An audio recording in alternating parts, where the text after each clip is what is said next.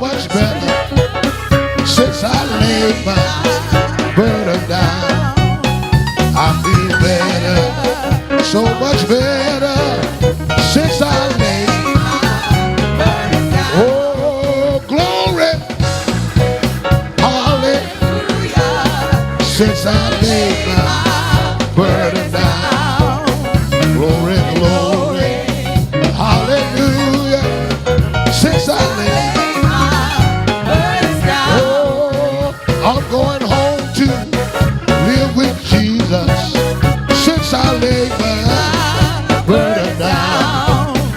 I'm going home to live with Jesus since I laid my burden down. Oh, power, power, Lord, power, power, Lord, Holy Ghost power, power, Lord, Holy Ghost power, power, Lord, sanctified power, power, Lord, sanctified power, power, Lord, power, power, Lord, power, power, Lord, send it down, power, Lord, send it down, power, Lord, power, Lord, power, Lord, power, Lord, power, Lord.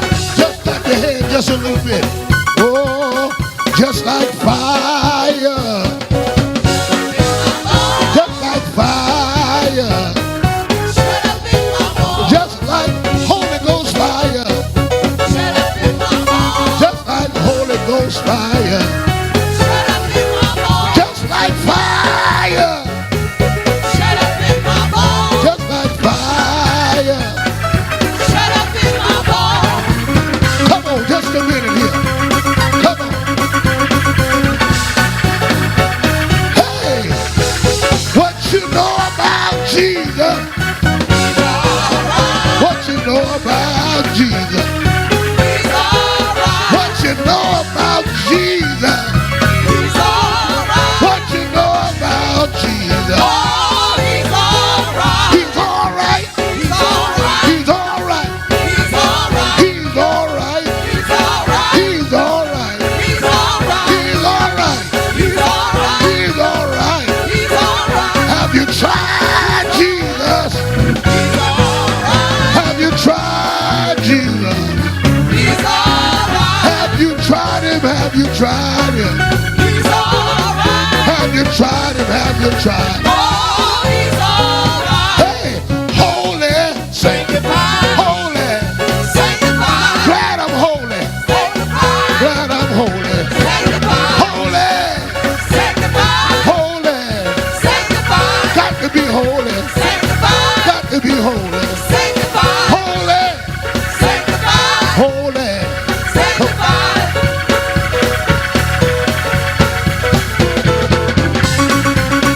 Come on.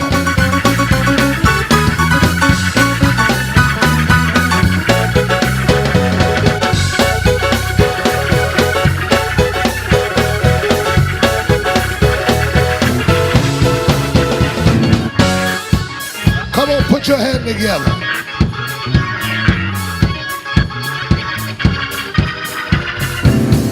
Put your hand together and give God a praise and tell him I'm glad I'm holy and sanctified. Can you give God a praise and say thank you?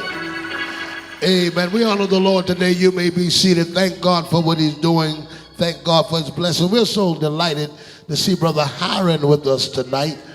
Amen. We're delighted to see him. Amen. Turn quick with me. We thank God for the water baptism in Jesus' name.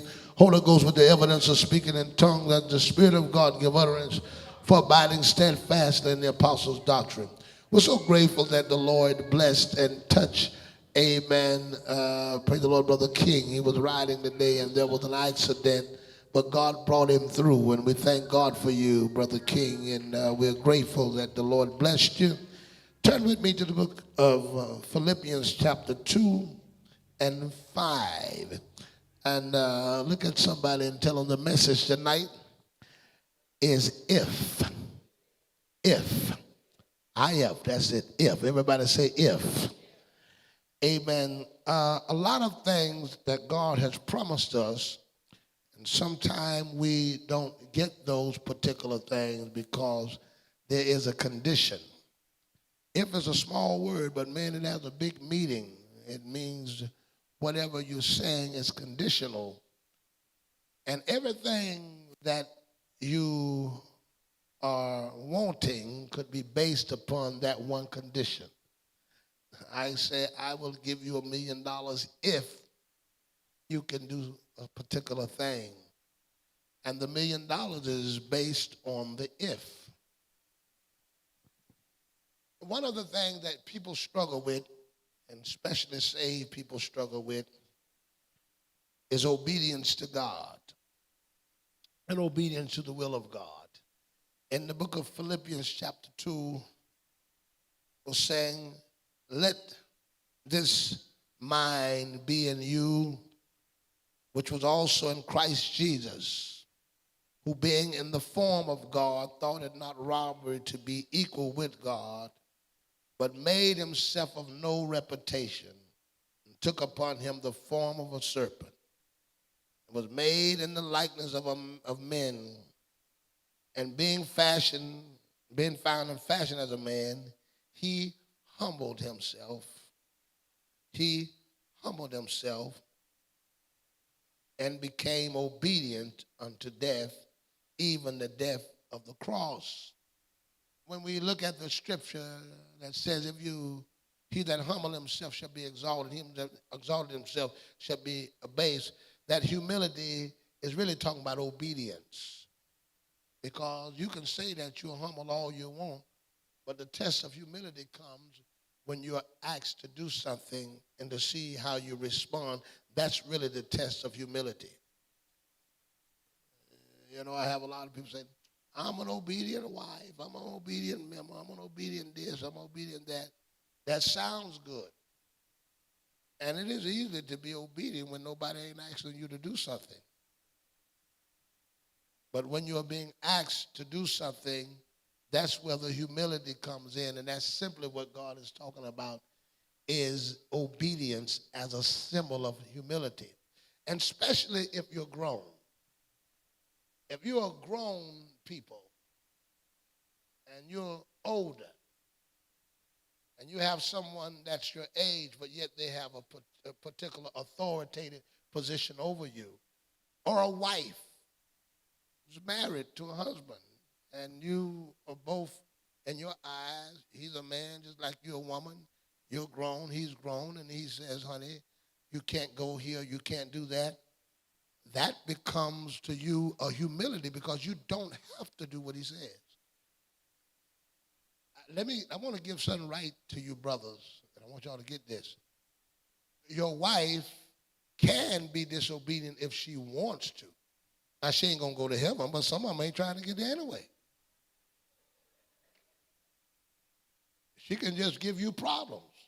So if you got a wife that's being obedient, it ain't because you're so big and because you're so nasty. It's because she decided to humble herself. And sometimes men that have these ego problems and these ego issues, they think that it's because their voice is loud and their tone. No, that woman chooses to do what she wants to do because she could not obey you and go straight to hell and don't have a problem with it. So don't push that. Don't push it because she can leave you right there. And I don't watch this in the Church of God, the Bibleway of the Apostolic faith. She can leave you right there hollering and yelling by yourself. So obedience is a choice. She's humbled herself. Same thing when people are working with you on jobs and businesses and all those particular things. Those people don't have to work there.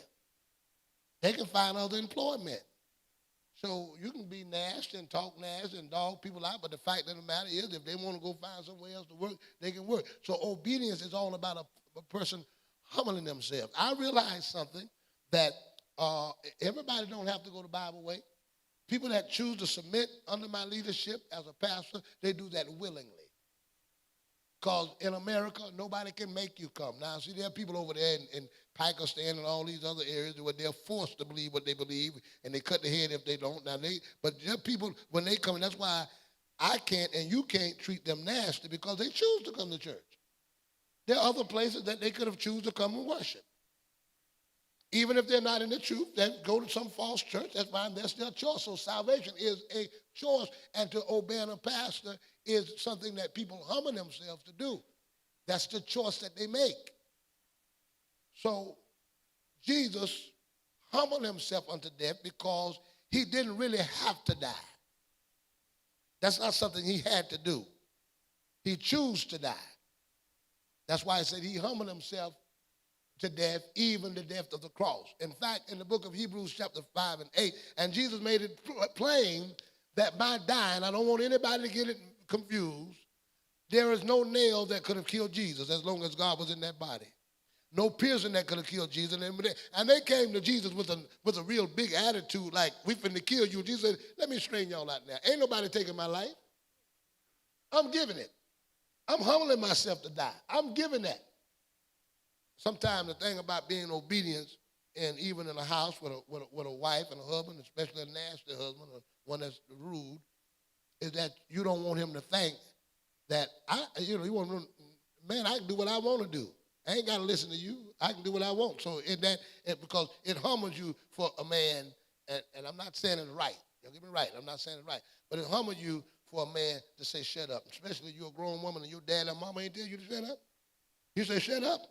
Something way down in you. I ain't talking about telling you to go ahead either. Something way down in you look at him and say, Negro, who you telling to shut up? I'm grown. My mama ain't telling me to shut up. You better shut up. But see, there's that humility. That's where the humbleness come in. The humbleness, because I don't have to take shut up. I don't have to hear that from you. I don't have to do that. And I want y'all guys to hear that. They don't have to. They don't have to. No woman has to take you nasty and dogging her out. She does not have to take that. She chooses to because she's saved. You better pray that she don't backslide. Or get a distance from God. Because some of y'all didn't need no wife. You needed a rock rowler or a pit bull. Because you want something that you say sit and bark and roll. That ain't marriage. I don't know how I got on this. But I think I'm on the right road. And don't y'all play like y'all sleep. Wake up, you hear me? I like you sleep tonight like you nodding in the spirit. You ain't been in the spirit the whole service. Now you want to act like you deep in the spirit. Wake up, you ain't in no spirit. You hear what I'm saying? Now, I want you to get this. So obedience is a choice. Hebrews chapter 5 and 8. I want you to hear Hebrews 5 and 8. Though he was a son, yet learned he obedience by the thing that he suffered. He learned that. Amen. Now, I want you to get this, and this is why obedience is so important. Hebrews the 13th chapter and the 17th verse, simply because, amen, obedience brings you into blessings. There are some of you you're in between your miracle, your blessings, or what God has for you, and the only thing that's standing between you and what God wants to do is your obedience. Hebrews chapter 13 say, obey them that have rule over you and submit yourself, for they watch for your soul, as they may do it, they give an account, that they may do it with joy and not with grief, for that is unprofitable for you. So my profit is based upon my obedience. And some of you are living unprofitable lives. A few weeks ago, I told everybody I want y'all to start coming to Bible study. I wanted y'all to come to church. I didn't just ask you that to ask you that, but because I realized some of you are suffering because of technicalities in your life. And there are small technicalities that have helped God from doing things in your life. And I'm trying to get you to line up so that God can bless you, and it requires you being obedient. You see, there's something that God looks at. You know, especially you all that want to be business owners and want to be blessed and all that. What God is looking at, first of all, I need to see you on time for my business before you can be on time for your business. And I'm testing and watching your behavior to see, can I bless you, and see what can I reward you. So what is happening, I'm trying to line you up for blessings. And that means now there are certain specifics that God gives you that he's looking for you to line up so that he can let the favor of God come on your life. But those things must be in compliance first. So he said, by being disobedient, the Bible says that's unprofitable to you, which deals with your wealth, which deals with your income, that deals with your money. Many of you are suffering in financial because you're not obedient. That's where profit comes, in your obedience. here you are working 5 or 6 jobs, got money coming in and still can't prosper, and you're paying tithes and everything else, but because you're not obedient in other areas of your life, you're suffering. When you go quickly to the book of Isaiah chapter 1 and 9, Isaiah the first chapter and the 19th verse, Isaiah 1 and 19, can you say hallelujah? And so what the devil does to us, when he cannot stop the blessing, he makes us disobedient to keep us from getting it. So God has all these things for us, but the devil works on us and moves on us to work in disobedience. It could be dealing with time. It could be dealing with coming to church and all those things. And the devil will attack a situation. The devil will attack a child. The devil will attack finance. He will attack all those things in your life, because the minute God says do something, Satan is going to fight what God is saying do. Because he understands in order to block you from getting it, I got to stop you from being obedient, because the blessing is particularly in that obedience. So he puts roadblocks in your life. Isn't it amazing when God tells you to pay tithes, immediately the devil come in and sudden break? God tells you to come to church, immediately your car go out. Or something comes up real bad to make you not be able to comply to what God is asking you. That's the devil fighting you, because he understands that God wants that obedience. And that obedience means that God wants it even when you're challenged with hard times. And the challenge is Satan trying to block you from being obedient so you can't get what God has for you. Somebody say hallelujah. Look at the book of Isaiah chapter 1 and 19. He said, if ye been from 1 and 18, come now, let us reason together, said the Lord, though your sins be as scarlet, they shall be white as snow. Though they be as crimson, they shall be as wool. Then the Lord says, he says, come now, let us reason together. Come now, let's have a meeting. Let's talk, because I want to tell you what's wrong. Though your sin be as what? Scarlet, they shall be white as snow. Though they be red like crimson, they shall be as wool. Verse 19, let's read verse 19 together. If, there's that word, if ye be willing in obedience, ye shall eat the good of the land. So what you eating is dependent upon your willingness and your obedience. You're tired of sardines? Tired of the broke food? Tired of your pantry being empty? Be obedient and you'll eat off the top of the cow. You won't be eating the cow track. You'll be eating the steak, the ribeye, the porterhouse. But it's based upon your obedience. And some of you are not eating the good of the land. You having some bad stuff to digest. But all of it is because you're not willing and obedient. What is on your plate is controlled by your obedience. So you're having all of this bad time. You think it's bad luck and hard times. God said it's based upon your obedience. And if you're willing and obedient, I want you to struggle with it. I want you to submit yourself to do it. Obey and submit. Submit is when I have to force you to do it. But obedience, when you willingly do it, you'll eat the good of the land. But if ye refused and rebel, ye shall be devoured with the sword. And he said, for the mouth of the Lord has spoken it. God spoke this. This is God speaking. This is him talking. How many things that have we been taught concerning God that we're disobedient on? Look at your plate and look at your obedience. Now he continues to go with me quickly to the book of James chapter 1 and 22. And where we struggle with, James 1 and 22. This is our struggle. And this is how Satan gets us. James 1 and 22 is a very powerful scripture. Listen at it. James 1, 22. Somebody say hallelujah. Be ye not doers of the word.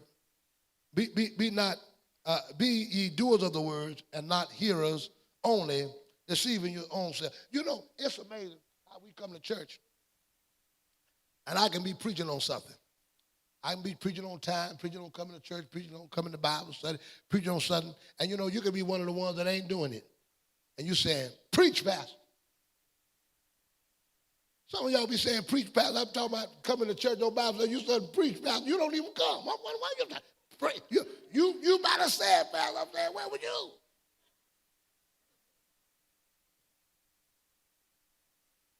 You might have tell it.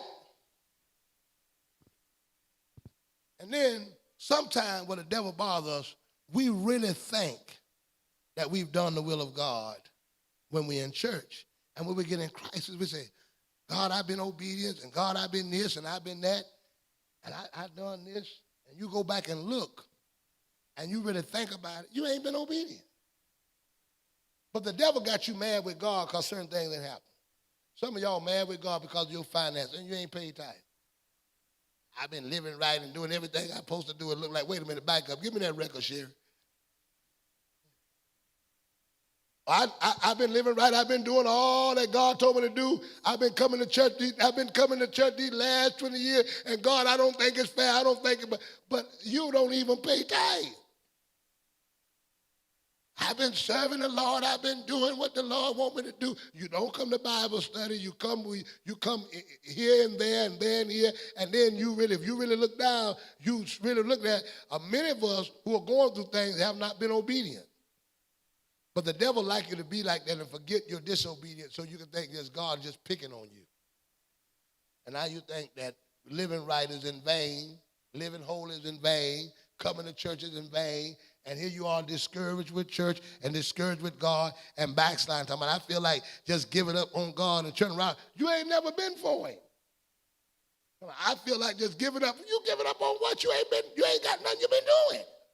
But you all like, I'm going to turn around. I'm going to backslide. You ain't been in church in 30 years talking about you been to backslide. You ain't backslid. You done moonwalk, turn around, flip out, cartwheel out. You talking about you been to backslide. I ain't fooling with God no more. I'm giving up on God because I did this and I did that and look like God didn't hear my prayer. You wasn't doing nothing. But the devil make you feel like you doing it, so you'll be faulting God. That's what James meant when James says, it said, watch this. Y'all with me? Somebody say hallelujah. Look what James says.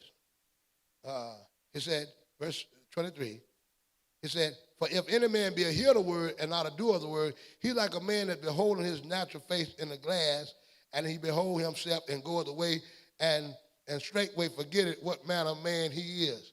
He like a man that look in the mirror and he know he ugly when he look in the mirror. All right, he look at himself and say, man, I'm ugly. But then when he go out and then look at everybody else, smile and say, hey, how you doing? He forget that he ugly. You got to go back sometime in that mirror, look in the mirror and remember how you look. Or somebody that done looked in the mirror and saw that something was wrong with their outfit and they never corrected what was wrong with their outfit and they walked right on out like they're okay and somebody else had to tell them. See, sometimes what's happening is y'all have walked away from the mirror that you can really see your flaws and it takes somebody else to tell you, say, hey, you ain't been doing that. And I don't mind being a mirror for y'all. Because a lot of times you think, oh, I'm doing good, I'm well. But he say, the man go to the mirror, look in the mirror, forget what manner of person we are. Have you forgot that for 6 months you didn't pay tithe? And now you talking about they about to take your house? Have you forgot for almost a year you didn't come to church because you was watching the football game? Did you forget that? Did you forget that you just started coming back to Bible study? Did you forget that you cussed your husband out and told him, I ain't going to do nothing you told me to do. I'm grown. I don't care what the pastor said either. I heard what pastor preached about. I'm grown. Did you forget that stuff that you done? And now when God started whipping you and started getting it, one of the things my mother liked to do for me, and it was really good, and it taught me a lesson. Whenever my mama would beat me, she would always want me to know what I was getting beaten for. And she asked me, she said, and she would never tell you. She'd say, don't do that no more. Don't do that no more. And I said, what I did? Oh, you acting like you silly? You don't know what she did? She whooped me until I tell her what I done. And when I found out what I done, then it would stop. Now, in the process of that, which was bad now, with the process of that, I had done so much when she was with me, I started naming her other stuff. She beat me. Don't do it no more. Mama, I'm sorry I stole that candy. She said, you stole what candy? You stole that. That's where that candy went. It went. So I didn't know whether to confess or just keep my mouth shut. But look like every time I go to tell her, she done find out something else I done. No, Mama, I wouldn't cross that road no more. You been like that no more. And the whipping kept on going. But she made sure that she whipped me until I acknowledged what I was doing. I don't know if you've been whipped hard enough that you come to the point and say, God, I know why this happened in me. I know why. Because if I can't figure out why, then I can't stop the whooping. I can't stop the beating. So every now and then it takes messages like this to remind you of your behavior and to remind you of what you've done, remind you of inconsistencies in your life. Because see, the devil will take you, he'll take you like this is 3 years later or 2 years later or 1 month later, you see, because the judgment of God lingers sometimes. So you skipped tight for 6 months last year, but you're dealing with the issue this year. And now you're dealing with it this year. And you know what? Some of y'all need to go back and make recompense. You know, if you go back and you late with and you don't pay at Tico, they still want their money. Some of y'all, God still want his money. So that income tax and all that, you give God what he owe you. You won't say, God, if God can say, return unto me and I'll return unto you. I want my stuff back.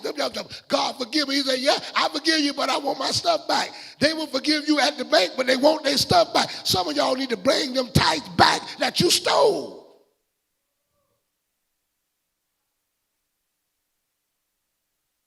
Now you want to go down there to Tico and want them to put the power back on.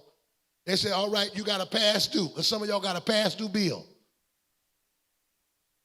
Now y'all done got quiet as you can be. Well, look at that. Y'all sound like Church of Christ, 2nd Street. Look how quiet it is. My God, we done got acapella like this natural. Amen. So look at this. Watch. Go to the book of Ephesians 6:1. Some of you young people don't understand that some things catch you when you're older. When you're young, you don't catch it. But some of y'all were very, very, very disobedient at a young age. And now you're catching stuff older. Look at say, children, obey your parents in the Lord, for this is right. Honor your mother and father, which is the first commandment with promise, that it may be well with thee, that thou mayest live long upon the face of earth, that it may be well with thee. You get these children that are disobedient when they're young. Now, some of y'all 39, 29, 49, but you don't know this is stuff that you got when you were younger. And some of y'all find yourself dealing with the same thing that your mama dealt with you. You jumped out your mama window, now your child jumped out your window. Amen. You was down the road with peekaboo, now your child down the road with peekaboo. You were stealing, now you're stealing. So you got to be careful what you do and how you act while you're young, because that stuff will get you. And some of y'all like y'all done forgot. You forgot. And you know what? God sometimes put that stuff in your life for you to remember what you did when you were younger. So God says that it may be well with you, that you may live long upon the face of the earth. So some of the things that we're dealing with goes back to how we dealt with people when we were younger. And sometimes God is just doing that to bring us to repentance. Sometimes your child is cutting up with you so that you can free yourself by going back to your parent and say, you know what? I want to tell you, now that I got children, I'm raising them on my own, I realized that I wasn't so good to you. I realized that I was disobedient to you. I realized that I done you wrong, and go back and apologize and repent. So God says, I want you to remember, I'm getting those things and bringing them back. Give me the book of Exodus chapter 19 and 5. Exodus 19 and 5. When you get it, say amen. Listen to this. Exodus the 19th chapter and the 5th verse. Now therefore, if ye will obey my voice indeed and keep my covenant, then ye shall be a peculiar treasure unto me above all people, and the earth is mine. He said, if you'll be obedient, and ye shall be unto me a kingdom of priests and a holy nation. These are the words which the Lord speak unto the children of Israel. If you will indeed obey his voice. If you will indeed obey his voice. Romans chapter 1. Romans 1. Follow me. Romans chapter 1 and 5. By whom ye have received grace, and apostleship for obedience to the faith among all the nations for his name. some things you receive from God, you receive them for obedience. For obedience. All right, quickly, I'm going to get out your way, but I want you to get Deuteronomy chapter 11 and 26. And I want to explain to you what God is trying to do with you. Deuteronomy 11 and 26. 11, chapter 26, verse of Deuteronomy. Listen what it says, 11:26. Amen. Behold, I set before you this day blessings and cursings. Blessings and cursings. And a blessing if you obey the commandments of the Lord your God, which I command you today. And a cursing if you will not obey. God said, I'm setting two things in front of you. One is a cursing and one is a blessing, and it's based upon what you do. If you obey, I will bless you. If you disobey, I will curse you. So many of you think that it's witchcraft on you and people got dust on you. It's you on you. Somebody got something on me. Yes, you got something on you. Because he said, if you're obedient, I'm going to bless you. If you're disobedient, I'm going to curse you. So my actions release either blessings or cursings on my life. Am I saying, oh God, I feel cursed. I feel unproductive. I feel like things ain't happening. I need to seek and see, am I obedient? Some sickness is on you because of disobedience. Some of your financial situations become disobedient. And so what I've done, I've prayed and I asked God. So I bring some of these things to your attention so you to bring yourself into a place where you can experience blessings. To bring yourself that you can experience the fullness of God. Bring yourself to a place that you can experience healing and deliverance and breakthroughs. And all of that is based on what some of you all are expecting. Come here, so what some of y'all are expecting is me to lay hands and release a blessing on you. But I can't release a blessing on you when you release the curse on you. See, you release the curse on you because of your behavior. And you think that all blessings come from somebody laying hands. No, it's on your obedience. And some of y'all, I'll constantly tell you, be on time for church. Get to church. Be committed to ministry. Get in ministry. Do something. Do something in the kingdom of God. I'm telling you this to get you into a particular status. But if you refuse to do that, then you lose what God's got for you. So again, my behavior, and some of you all act like the devil is in control, and you feel like you have no victory. Like everything I do, it looks like the devil. You're perplexed and in anxiety because don't look like nothing working right. And it ain't nothing like being in trouble and can't figure out why. Because now you feel like I'm doing everything I can and ain't nothing happening because you haven't looked at the fact you are not doing everything you can. And then you become angry with God and angry with everybody else and angry with the church. I'm doing everything that I can. Look like ain't nothing happening to me. Look like ain't nothing working. You're not doing what you're supposed to do. Because obedient releases blessings. And disobedient releases cursing. Now, how much have you released on your own life? What have you put in your own life by your behavior? Are y'all with me, saints? So when I invite you to do certain things and say certain things, those things are not just, I'm not asking you to come to church, come to Bible study, or pay tithes or whatever I'm asking you to do. Because the church, we're trying to fill the church up.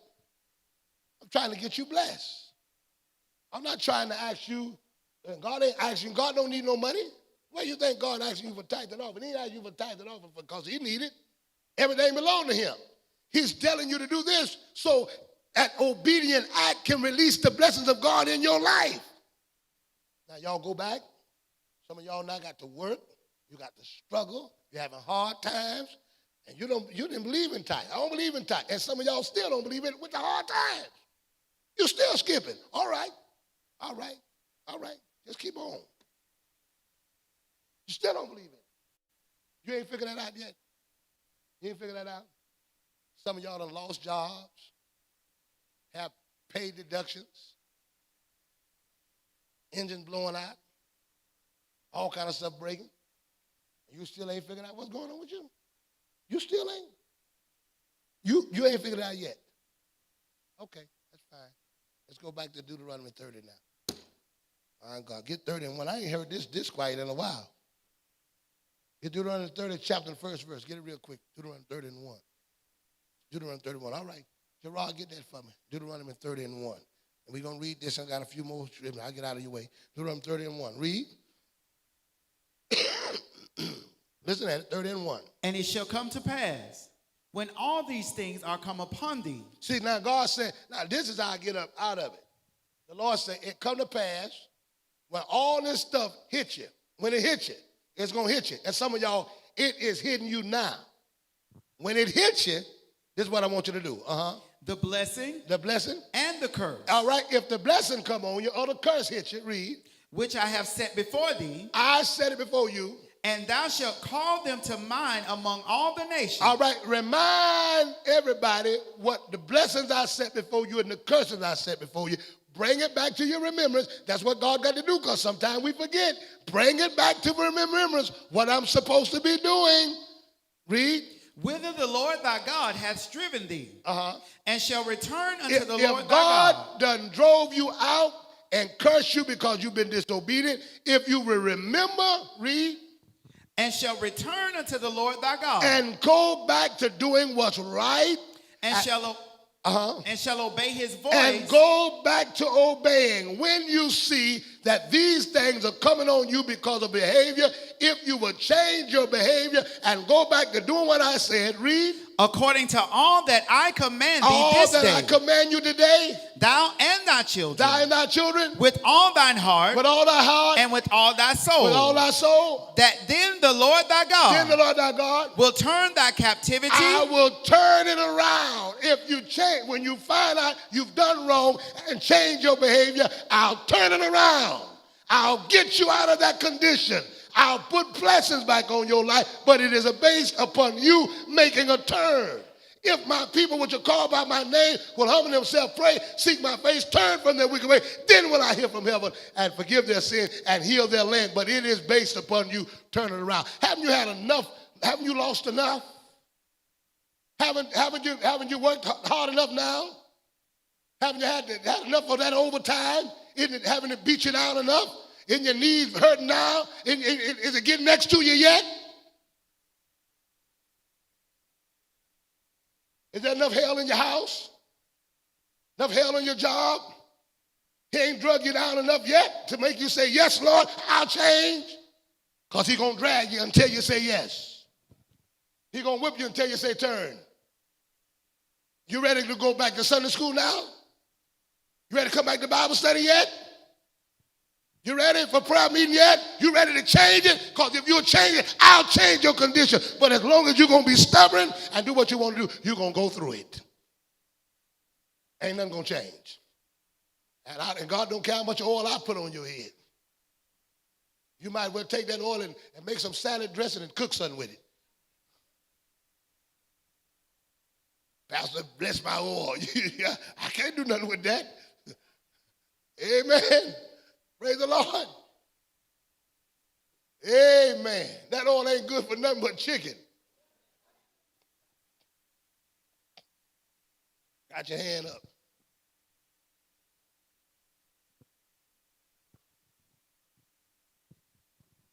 Come here, give me one of them envelopes. If you will. Yeah.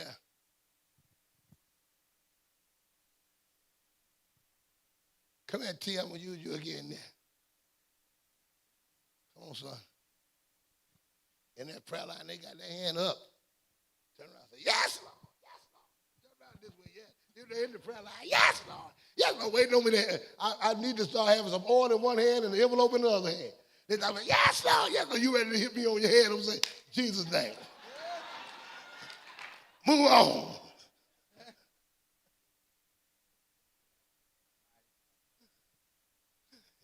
Y'all with me? Praise the Lord. Praise the Lord. Read what he says. And have compassion upon thee. I'm going to have compassion on you. And will return. And will return. And gather thee from all the nations. And gather you from all the nations. Whither the Lord thy God has scattered thee. And if any of thine be driven out unto the outermost parts of heaven. God is merciful. All he wants me to do is turn. And if I turn, God said, I'll turn it around. That's all he wants to do. And what you're going through is not God trying to kill you. God's trying to get you to change your behavior so he can bless you. He wants to bless you. Give me Joshua chapter 1 and 8. And many of you all want success. And I don't know if you've ever tried to do something and ain't nothing successful. Some of y'all done start businesses, they ain't successful. You done sold everything but drugs. You done sell hair, won't nobody buy none of that. Sold perfume, sold chicken dinners. People don't even buy it. They ain't got no success on nothing. Look like everything you try to do ain't no success. You want success in life, success in business, success in what you're trying to do? You really want success? Look like everything you get, it just fail. The Bible says in Joshua chapter 1 and 8, look at Joshua 1 and 8, read it. 1 and 8. Joshua 1 and 8. This book of the law shall not depart out of thy mouth, but thou shalt meditate therein day and night, that thou mayest observe to do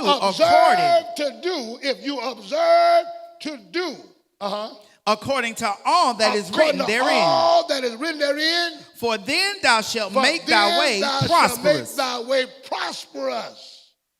Thou shalt make thy way prosperous. You know, I'm going to tell you this.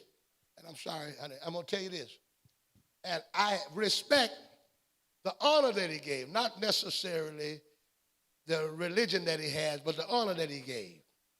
You have this place called Chick-fil-A, who decided out of all of the years never to open their restaurant on a Sunday because they wanted to give people opportunity to go to church and worship. And they are competing. Now, the numbers just don't add up. How they're competing in the numbers with all of these other businesses who are open on Sundays, and yet they're making as much or more money than them. Because they said, you know what, we will not open on Sundays. We want to give people a time to go and worship. And somehow the business is different because they made that decision. Make decisions in your life that God can bless you. God wants decisions that can bring blessings. Your decisions bring blessings. And your decisions bring curses. God said in Joshua 1 and 8, look what he said. Then read. Come on. This book of the law shall not depart out of thy mouth. Yes. But thou shalt meditate therein day and night, that thou mayest observe to do according to all that is written therein. For then thou shalt make thy way. Thou shalt make thy way what? Prosperous. This is how you make your way prosperous. You want businesses to prosper. You want finance to prosper. You want the things in your life to prosper. God said, if you obey my word, I will make your way prosperous. The direction that you're going, it'll prosper. Your business will prosper. Your house will prosper. Your finance will prosper. But it's based upon you doing what I want you to do. Then I will make your way prosperous. How many of you are prosperous and how many of you are not prosperous? It's based upon you obeying the word of God. Then the next part of that, read. And then thou shalt have good success. And then I'm not only going to give you prosperity, then you will have good success. Many of you have not been successful in things you attempted to do. You've not been successful in businesses.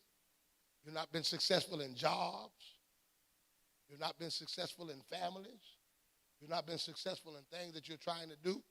Perhaps you need to go back and see, have you been obedient? Many of you are not prospering. But you got to go back and look at your record. Let me tell you something. All the miracles, and basically all the miracles that Jesus did in the Bible, those miracles was based upon him telling people to do something first. He didn't have to tell them to do it to get the miracle, but he wants them to understand that an obedient act brings in a blessing. So Mary understood this in the book of John, chapter 2 and 1. Look at John, the second chapter in the first verse. John 2 and 1. Look what John 2 and 1 says. Read. 2 and 1. And the third day, there was a marriage in Cana of Galilee. And the mother of Jesus was there. Yes. And both Jesus was called and his disciples to the marriage. Yes. And when they wanted wine, the mother of Jesus saith unto him, they have no wine. Jesus saith unto her, Woman, what have I to do with thee? Mine hour is not come yet. His mother saith unto the servants, Whatsoever he saith unto you, whatever he said unto you, do it. Where did this come from? She knows I need him to work a miracle. But this boy, every time he gives somebody a miracle, he's going to ask them to do something. So I need to talk with you all first of all, before you all even get it. Whatever he say do, do it, because I want a miracle, but I know he's going to ask you to do something. It may sound stupid, it may sound silly, but my blessing is based upon that obedience. So the first thing I want them to say, whatever he say do, do it. Now some of y'all asking God for something, and I'm telling you, whatever he say do, do it. She asked, but then she let them know whatever he say do, do it. So sometimes you're asking God for something, and it's in that nick of time that you may be asked to do something. You may be asked. Some of you all missed it. Some of you young men missed it. You missed what God had for you when I asked you to serve as deacons. And you wouldn't do it. You wouldn't even do it. You couldn't even conjure enough in you after God had been so good to you to even be a good deacon. Wouldn't even do the responsibility. Just drop that out. That was something that God was asking you to bring blessings. Sometimes it's something that somebody asking you, could you help with this ministry? Could you help with that? Some of you, even your children's lifestyle that y'all having struggles with, that obedience was, I asked you to bring your children to this youth service. Had they been in the youth service, some of them wouldn't be in the game. Had they been in the youth service, some of them wouldn't have been in the stuff they done. But now we were asking you then. Some of them wouldn't be involved in some of the stuff they're doing now because they got involved in it because you choose not to obey having them there. So sometimes it's those little things that we mix up on. She said, whatever he say do, do that. Do that. Some of y'all got children now that are struggling with homosexuality. Some of y'all got children now struggling with, but see, you stop bringing them to church. Don't act like this thing came hocus pocus and just jumped on them. You start letting them wear stuff that you know the church said don't wear. You start letting them do stuff that you didn't go places that you should have no business going. Now you're struggling with that stuff that they have, but you don't realize that came from a behavior. So she starts off at the very beginning. And I hope there's a generation now. I hope there's a generation now that can see that and say, you know what, I want my child involved in service. I want my child involved in ministry because it can be a detour. So Mary said, whatever he said, do it. Now, some of y'all say, well, what about the children that bring there? Some of them were to church all the time. They messed up. Well, they could have been worse then. They could have been worse. Some of it detoured them from the behavior that they could have been worse. Amen. See, sometimes when people like that, they always got something to say to defend their behavior rather than being obedient. But she said, whatever. It don't sound like it make no sense. Look how this sounds, because we argue with God. Water? She said, it sounds strange. Water? She said, whatever that the master say, do it. And they obeyed him and got good results out of it. Amen. Let me give you quickly the 9th chapter. Listen to the 9th chapter. And I won't read it, but the 9th chapter and the 7th verse. Amen. Praise the Lord. Of John. There's a man who's in a bed. He's in a bed. He's afflicted. Can't move. Jesus said, tell a paralyzed man, arise, take up your bed and walk. That was his miracle to get him to where God wanted him. And I believe, listen to me, I believe that man had to struggle to get up. To struggle to get up, not up out the bed, but to get enough nerve to even try to move. Because he could have argued with Jesus, I'm paralyzed. I can't move. I can't do this. So many times God is asking us to do stuff that we feel like we can't do, not knowing if you start doing it, God will give you the effort to do it. He just wants you to be obedient. Now, this man could have said to himself, well, I can't get up, Jesus. And you asked me to get up. He said, all right, let me try. God immediately gave him power when he started trying. Came to Peter and said, Peter, I want you to cast your net on the other side. We've been here all night and we ain't caught nothing, but nevertheless, at your word, I'll do it. When you obey God, something happened. God is setting you up to bless you, but God says, are you obedient to what I'm saying? Don't argue with me and tell me what you can't do. I can't do it because I get off of work at this time. I do this. Do it. I got this to do. God said, if you make the effort, I'll bless you. You make the effort, I'll make a way. All I want you to do, even if you're paralyzed, try to move, do something. And God did it. Man with his hand all withered up, Jesus said, stretch forth your hand. The hand's withered, Lord. Stretch it forth. When he made the move to do it, then the Bible says his hand was normal, but he made an effort. Then he tells a man, you know, we talk about this man at the pool of Siloam that came to Jesus, Bethesda, and he said to Jesus, and I want y'all to hear this. I only got 3 or 4 more examples. I'll be out of the way. He said to Jesus, Jesus came to the pool and said, wilt thou be made whole? He said, Lord, I don't have nobody to put me in. Now, the man was lying. Tell you he was lying. He said he didn't have no man to put him in the pool. How did he got to the pool if he couldn't get from his house to the pool? Why couldn't he get from the porch to the water? I don't have nobody to throw me in. That's a lie. How you got here? The man was fearful. Because remember, the water was troubled and all kind of people jumping in, and the one that got the miracle was the one that jumped in first. Here I'm paralyzed, and somebody throw me in that water, ain't in there first, I'm drowning.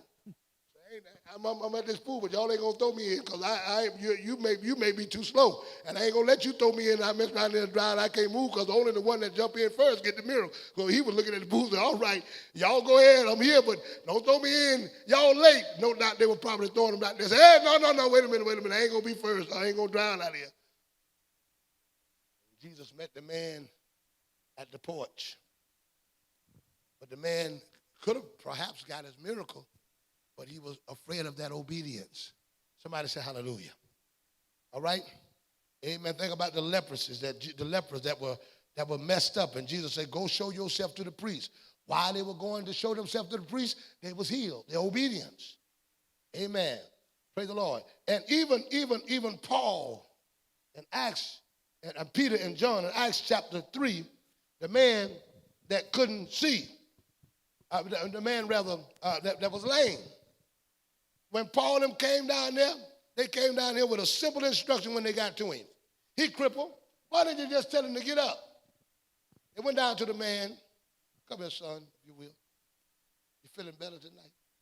This boy here going to preach for real, man. He got his Bible. I know you're sharp. Now, the man down there begging for money. Amen. He got a little cup down there begging. Peter and John that went on, they needed him to do something for them. They said, look on us. Oh, you get a miracle. I've got to give you something to do. Look on us. And he looked at them expecting to receive something. They told him to look first. Then they said, rise up and walk. But it was first the look. God is saying, do something. So these little instructions, do it and I'll bless you. And let me give you this last scripture. All right, you can get up, man. He healed now. Get me the book of Genesis 22. This is my last scripture that I'm going to give to you and show you how the obedience brings you to the next level of blessing. And there are many things that God has spoken, but they are activated by your obedience. Amen. Somebody say hallelujah. Genesis chapter 22 and 1, look what it says. And it came to pass. After these things. That God did tempt Abraham. God did tempt Abraham. And said unto him. Abraham. And he said. Behold, here I am. Here I am. And he said. Take now thy son. Thine only son Isaac. Whom thou lovest. And get thee into the land of Moriah. And offer him there for a burnt offering. God wants to bless Abraham, but Abraham, I've got to ask you to do something. Elijah prayed and said, give me a double portion of your spirit. He said, if you can see me when I go up. Everywhere in the Bible that people ask for blessings, most times God is asking them to do something to get that blessing. We're in a season that God wishes to do something, and I know it's a struggle with some of you all working. I know it's a struggle with some of y'all what you're doing. But be obedient in coming to church. Be obedient in reading your Bible. Remember I told you, let's try to read the Bible through a year. Be obedient in that. Be obedient in those things that I've asked you to do. And watch now the blessings of God follow that. Abraham, I want to bless you, but Abraham, I have asked you to do something in a long time. So I want you to take your son and offer him up for an offering. Read. Upon one of the mountains. Which I will tell thee of. I want you to offer him up. Not only do I want to offer him up, but I'm going to give you some specific instruction. I want you to offer him up on a mountain. Don't go down to no valley. Don't go in your living room. Don't go downtown. I want you to offer him up in a mountain. I'm giving you specific instructions. And Abraham rose up early in the morning. Now I want to show y'all something. Because this is important. First of all, listen, God says, I want you to go offer your son, and I'm going to tell you what mountain to offer him up on. Watch this. Read. And saddled his ass, Uh-huh. and took 2 of his young men with him, Yes. and Isaac his son, Uh-huh. and clave the wood for the burnt offering, Yes. and rose up, Uh-huh. and went unto the place. See, your obedience is going to bring you where your blessing is. He went to the place. He not only offered his son, but he offered him where God said offer him. Read. Of which God had told him. Which God told him. Then he had to go to the place that God told him. Uh-huh. Then on the 3rd day, Abraham lifted up his eyes. I can't hold it no longer. You got to see this, and then we'll read. You got to see this. God says, Abraham, I want you to offer your son on this mountain. Now, when Abraham got there and was getting ready to kill Isaac, a ram was in the bush. God knew where the ram was before he told Abraham to kill his son, so he led Abraham where his blessing was. His obedience brought him where the ram was. The ram was already caught up. Your blessing is already there. Your miracle is already there. Your breakthrough is already there. But you got to follow God to get you where it's at. It was there all the time. Even when when Abraham felt like that he was going to kill his son, God said, no, I'm leading you somewhere, and I'm blessing you. What if Abraham had tried to offer Isaac in his living room? He'd have killed him. What if he'd tried to offer him up in the mountain, in the valley somewhere? He'd have killed him. But because he went specifically where God told him to go, when his son was about to die, the ram was in the bush. God is saying your obedience brings you to where your blessing is. Listen, now his obedience got his son out of a jam. His son was about to be murdered. His son was about to be slaughtered. But obeying God got his son out of the rut. And just by going to the place,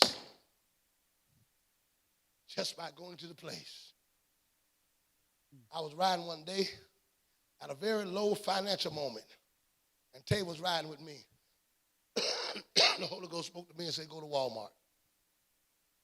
I said, I don't want nothing from Walmart. The Lord said, go. I had Tay with me. Tay was there with me. I said, Tay, God telling me to go to Walmart, but I don't know what I want. He said, just go. I'm in Walmart just walking around. I don't know what I'm shopping for. Tay said, Daddy, what you get? I said, I don't know. God told me to come. I'm looking, I'm saying, maybe somebody need to witness to, I don't know what it is. While I was walking through the Walmart, one of my classmates met up with me and said, Clay, come here. She said, and we were needing something for the church financially. She said, Clay, come here. She said, I want to ask you a question. She said, do y'all church take lottery money when people win? I said, yeah. She said, because the church I went to, I tried to get them this money, and they said that it was the devil money and they couldn't take it. I said, who? They said, who, what money? They said, the devil money. I said, well, bring them on. We know how to pray them out. We can cast them out of people. We can cast them out of money too. Bring them on. Let's pray over it. That woman gave me the money. I took it back and gave it to the church. Obedience. I had no clue of why I was there. But obedience. It brought the blessing. It brought the blessing. I went down there to Savannah. Didn't know what I was doing. Didn't know. God just said, go preach and don't take an offering. Just go preach. Just go. I obeyed the voice of God. Just went there and preached. Did what the Lord said do. Don't know. God said, don't take an offering at all. Don't raise an offering. People say, you're going to raise an offering? I said, no. You're going to raise an offering? I couldn't do it. But I obeyed the voice of God, and look what the Lord has done through obedience. Finish the rest of this story, and then we're getting ready to pray. Read. And saw the place afar off. And Abraham said unto his young men, yes, abide ye here with the ass. Yes. And I and the lad will go yonder and worship. Yes. And come again to you. And Abraham took the wood of the burnt offering and laid it upon Isaac his son, and took the fire in his hand. Mother Minnie, this is what bothers us sometimes, the unknown of God. What God is doing, the unknown. That's why it's so hard sometimes to obey. But we got to obey God even when we don't know what he's doing. Abraham, this is the unknown place. And you got to listen at this. You got to see how this young man felt. You got to see how he felt. I think his son might have been around 13, 17, or something like that. Come here, son. You gotta see what Abraham is dealing with, because he don't know whether God gonna have him to kill him or not. There's a trust issue that's going on. There's a trust issue. The trust issue is Abraham had to trust God to offer his son. And he has to walk. Now, some of y'all would have been praying in the fast and 40 days and all that kind of stuff, making sure I don't know if I heard the voice of God right. Pastor, I'm son telling me to kill my child. Abraham knew the voice of God, carried his son, but the thing about it, Isaac was not no little boy. He was grown. He was maybe 16, 13, 17, somewhere in that age. He was a teenager. He didn't fight his daddy, even though it says daddy tying him down. Now, you got a man almost 100 years old. Ain't no way you could tie no boy now, no 17 years old, and you're a grown man. Amen. Isaac could have body slammed his daddy. Abraham is almost 100 years old. How you going to take a 17-year-old? But he had to trust what his daddy was doing to let him tie him down, tie him up. He said, Daddy, I see the wood and I see the fire, but where's the lamb? Where's the lamb? Read. And a knife. Yes. And they went, both of them. Now, this is the thing, the knife. Now, I guarantee you right now, if I got a knife and went to running at one of my kids with that knife, I was watching Isha. She took me out of here. Daddy, I love you, but don't I can't. Please, Daddy, I don't want to have to. I don't want to have to do it. I don't want to have to do it. Put that knife down. I mean, I come up to the car with a knife. She gonna do something. And then after she'll take that little piece off right there. Say, come. She gonna do something. Your children will do the same thing. They love you, but you go to pulling out knives. I can hear them now. Pastor, my mama came home for service, and God told her to kill me. Abraham, Isaac isn't battling with that. He lets his father take him, lay him down. That was a point of obedience. Willing. There was no fight. There was no struggle. There's a trust. Many of us have problems with tithing, have a problem with church, have a problem with prayer, because we don't trust God. Trusting God means when God tells you to do something that you have no idea. See, it's not trust when you know the outcome. It's not trust when you know what's going to happen, but it's trust when you don't know what's going to happen. I remember Darlene called and said, Pastor, the Lord is telling me to just let everything go. Get off the job. He just told me to let the job go. She had a good parent. I said, the Lord tell you, I said, you should, the Lord, go back praying and ask him again. Make sure that's the Lord. She said, that's what the Lord is telling me. And I feel that in my spirit. I said, you really feel it? She said, yes. My spirit have left the job. I don't feel it no more. I got to go. I got to do what God says. She obeyed the Lord. How long that's been? A year and some months. Now watch this. How in the world you going to get off a job for a year and some months and building a clinic? Over hundreds of thousands of dollars. You wasn't doing that when you were working. How you going to build a clinic when you're working and then build it and don't own nothing on it?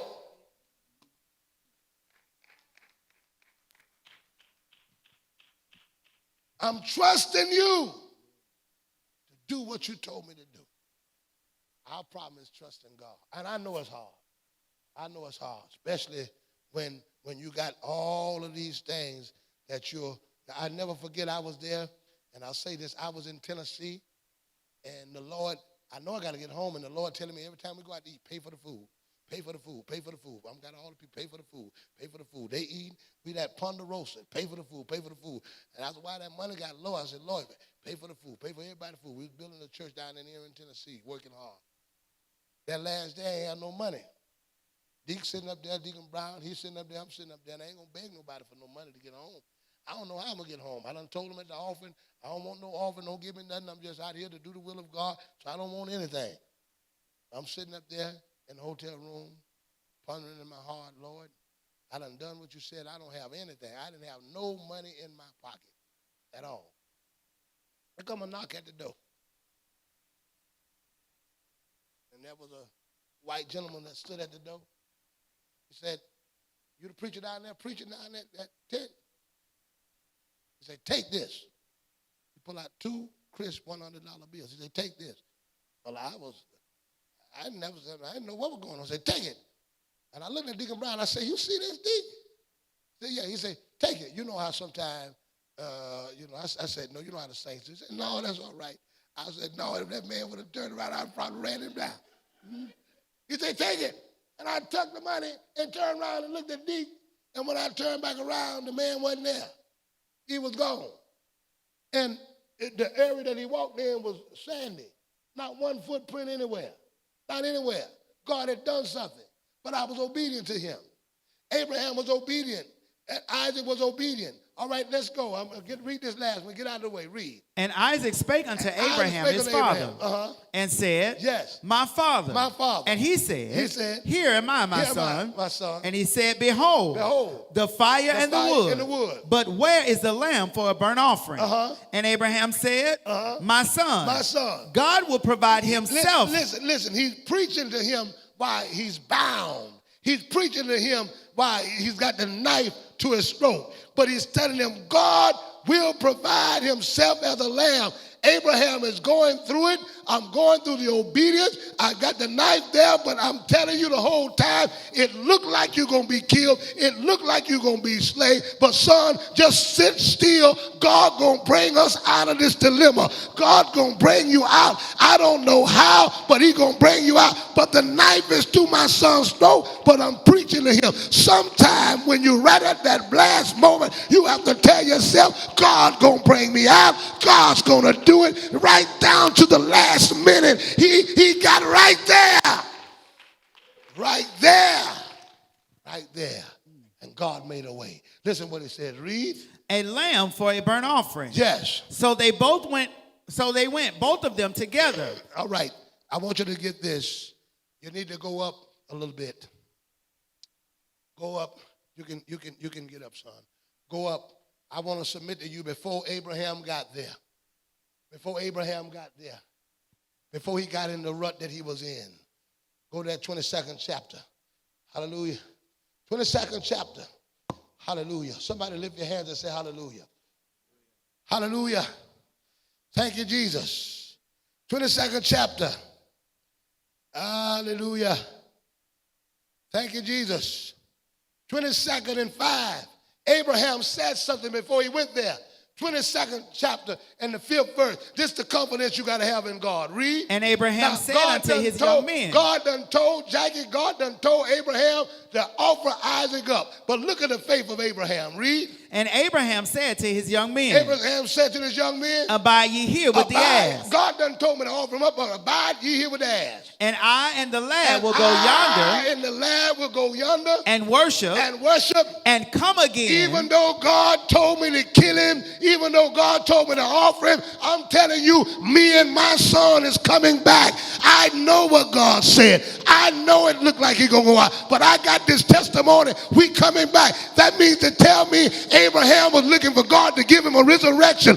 Abraham was said, I don't care what God say do. I'm going to do it. But my son is coming back. I got confidence that he's coming back. When God asks you to do something, have a testimony that I'll come out of it with the victory. I and the Lamb will come back. We're coming back to worship. How many of y'all expecting God to do something? My God, how many of you expecting him to do something? Can I get you right now to give God a praise and say hallelujah? Come on, somebody, give God a praise and say hallelujah. Give God a praise and say hallelujah. Somebody say hallelujah. I and the lad, we going to worship. We going to worship and we coming back. But God said, get rid of him. Get to go back and pick up where you left off to that part when you're getting ready to kill him. Read. Verse 9. Yes. And they came to the place which God had told him of. And Abraham built an altar there. Yes. And laid the wood in order. Listen. and bound Isaac his son, and laid him on the altar upon the wood. Laid him on the altar upon the wood. And Abraham stretched forth his hand.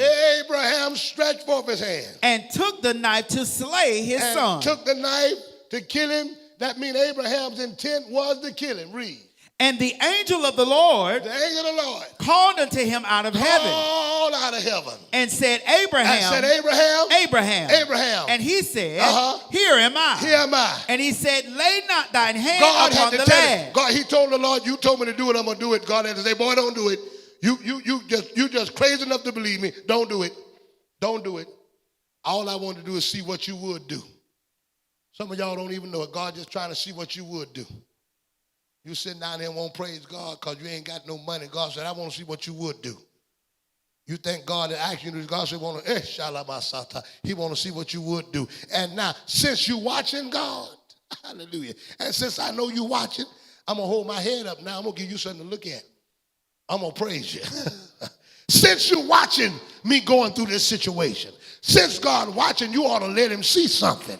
He watching how your response is. I wish there was somebody that was going through say, Lord, since you're watching, praise the Lord, watch this praise, hallelujah. Watch this, hallelujah. Watch this, thank you, Jesus. Watch what I'm going to do in the middle of this tight situation. You mean to tell me you got God's eyes on you and you around here with your head hung down? You got God's eyes on you and you sitting there. If I know God's watching, somebody ought to be praising him.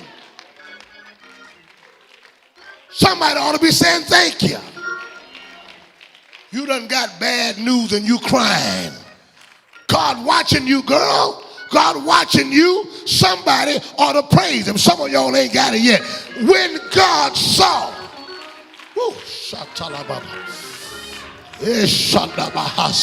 Grab somebody by the hand and said, I can't afford to cry. I can't afford to pout. I can't afford to sit here with an attitude. God is watching. He's watching. Somebody that want a miracle ought to do something to provoke God to bless you. God said, Abraham, boy, I've been watching you. Look what it says. Read. Neither do thou anything unto him. Don't bother him. For now I know. Don't bother him, because now I know. That thou fearest God. God said, I'm waiting for a now I know moment. Amen. I want to bring you to a now I know moment. I want God to know something. I want you to know I'm going to praise you whether I'm broke or rich. I'm going to give whether I'm having a hard time or not. I'm going to bless you. And then when God looked at him, God said, now I know who I can bless. God is looking for somebody to bless. God is looking for somebody to open the door. You need to do something so God can say, now I know I can bless Darlene. Now I know I can bless Sister Pope. Now I know.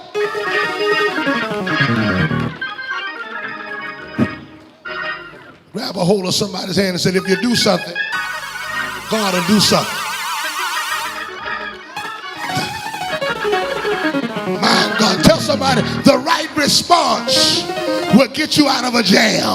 The right response will get your child out of the bondage. The right response can get your body healed. The right response can open the windows of heaven. Somebody ought to praise it.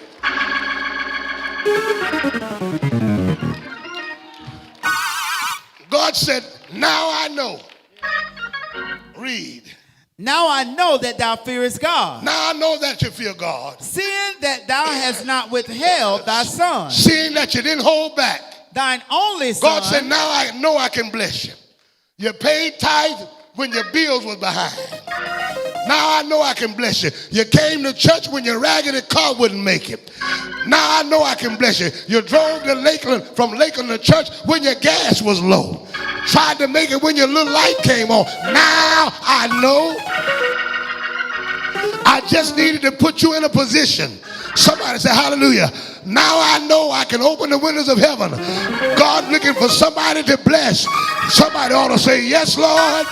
Can somebody praise him and give him the glory and say hallelujah? Look at somebody and say, neighbor, show God something.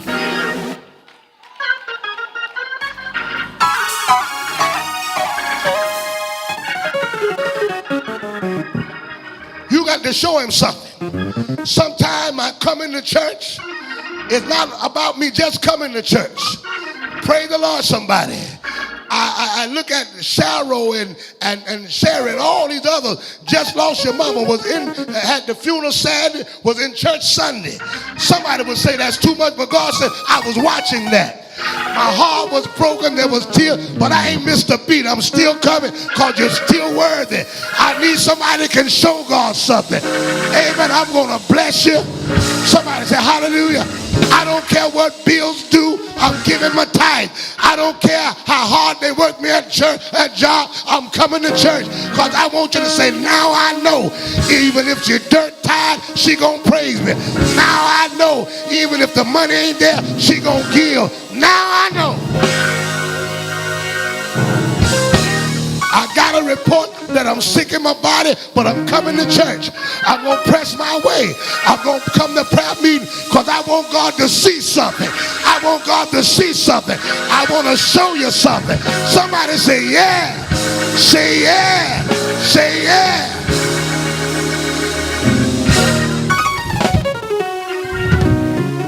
Now I know. Read. Hey.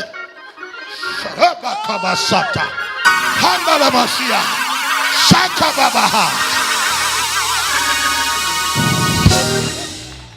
Read, And Abraham lifted up his eyes. Abraham lifted up his eyes. And looked. And looked. And behold, behind him. Behold, behind him. A ram. A ram. Caught in the thicket by his horn. Caught in the thicket. Look at somebody and say, neighbor, your blessing is on lockdown. It can't go nowhere.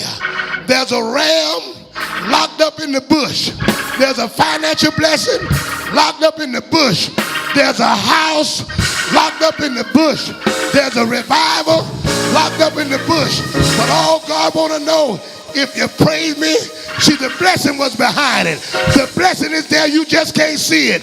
But God said, if you go where I told you, you'll see it. God said, Abraham, turn around. Some of y'all so busy looking at the problem. God said, just turn around. And if you turn around, it's behind you.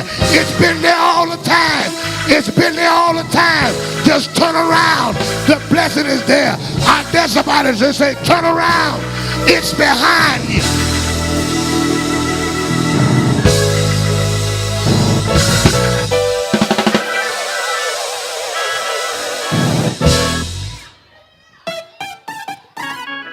Listen what God said. Read. And Abraham went. And took the ram. And offered him up for a burnt offering. Oh, God changing the scene. I could see the cameraman changing the scene. The story was on the boy being murdered, but it switched over now in the bushes. There's a lamb. God said, I'm finna change the scene. God know how to change your scene. The scenery is on you, about to lose everything, but then God said, now look at the money coming in. The scenery, God said, look at somebody and say, the camera's finna change now. The scenery is about to change. Ooh. I said it's about to change. Look at somebody and say, neighbor, God's getting ready to switch cameras.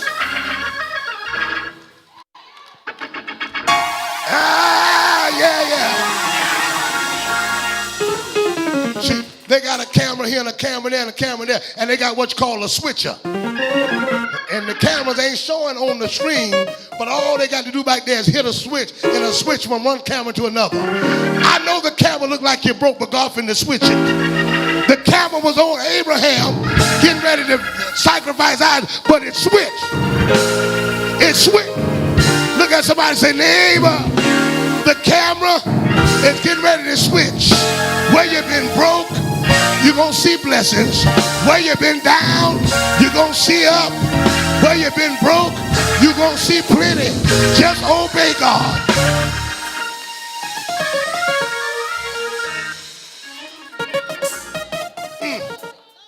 Woo!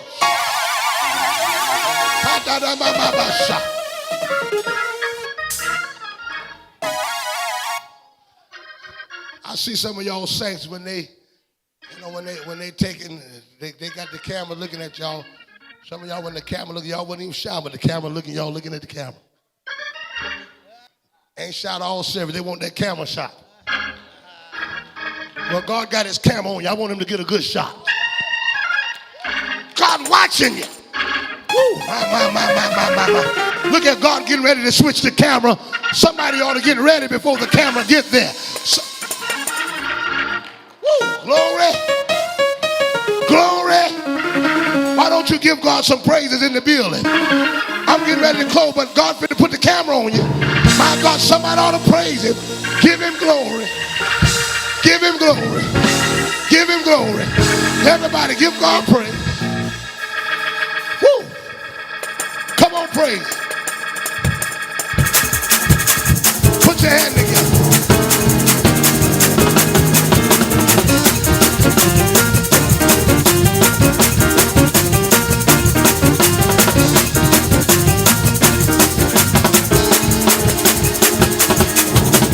Put your hand together. I'm getting out of here.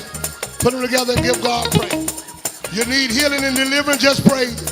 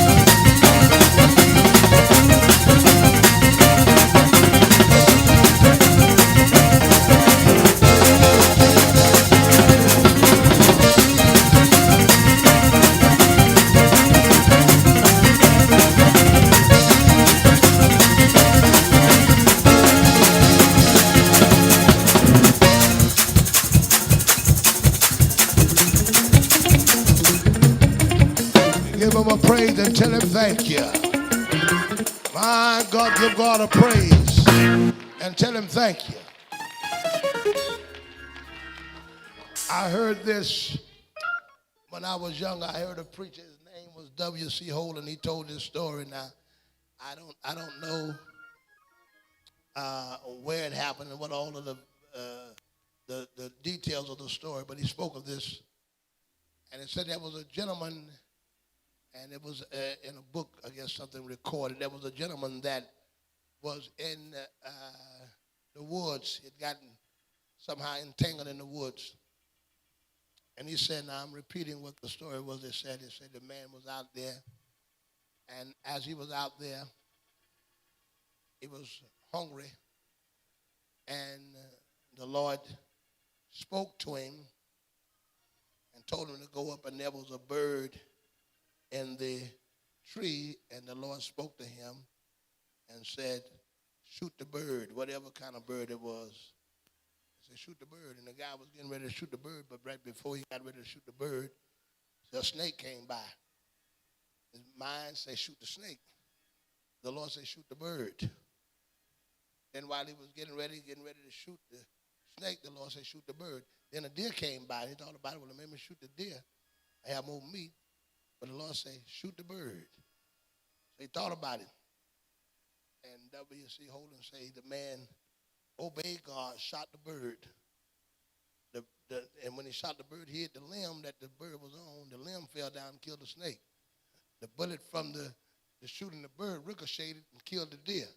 And so he fell in the water and came out with a pocket full of fish. The fact that I'm telling you is this.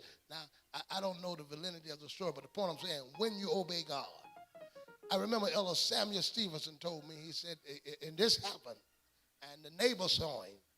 He said that he was going to Cocoa. He was pastoring a church in Cocoa Beach, and God said to him he needed some money for gas. He had a station wagon.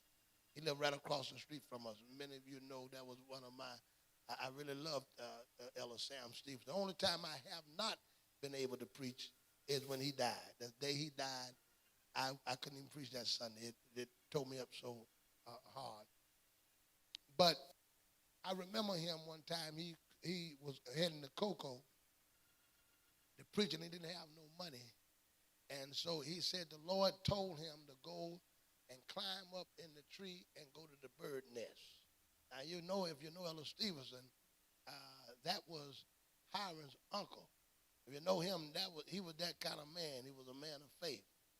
So they see him going up, climbing in the tree, going to get in the tree, in the nest. And when he went and got in the bird nest, a bird had took a $20 bill and tried to use it to build his nest, and he took the $20 bill out there, obeying God, took the $20 bill, and he had that for his gas. You remember Ella Stevens too, because he was down there in Plant City a while. The point I'm telling you, obey God. Obey God. Miraculous things happen when you obey God. Going to a Red Sea, lifting up the rod, and things open. So I want everybody here today, stand to your feet. We're getting ready to do our benediction. I gave you this because God said the miraculous is about to happen in your life. And what activates the miraculous is obedience. Come with me tonight to the front of the church. Come with me tonight to the front of the church. Oh, Baba Shah. Thank you for being obedient. How you doing, my brother? Bless you. Now, I want you to join a hand with you and lift your hands in the air. I want you to make a commitment to God that all that the Lord said do, you're going to try your very best to do that. Make a commitment to God.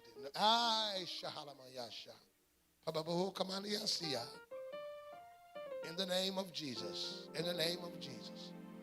Lord, I want to walk in your will. I want to walk in your will. I want to do whatever you would have me to do. First, God, I repent if there's anything in my